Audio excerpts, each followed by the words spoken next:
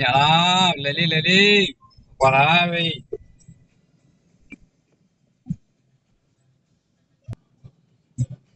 đớp gà quỷ cái đi lấy đi xem mà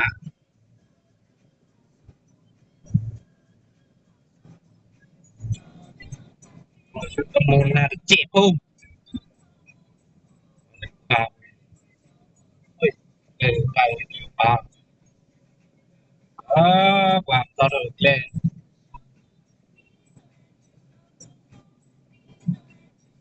lên và cho có phụ liệu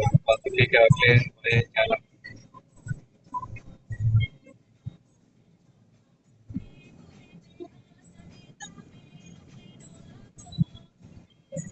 bắt tầm chết gạo đi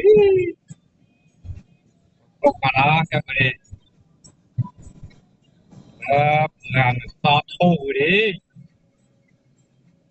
đi vào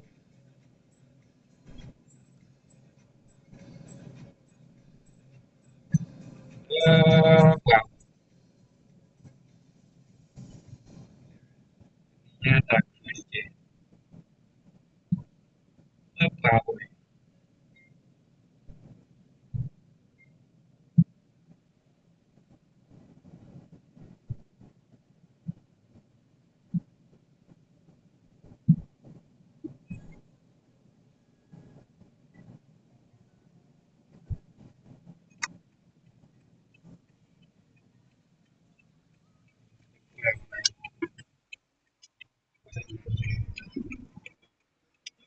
vào ý rồi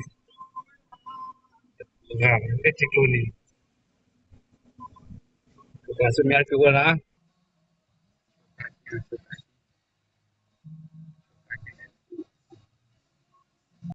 chiếc luôn na và sự miệng na cái nhà nhà nhỏ ok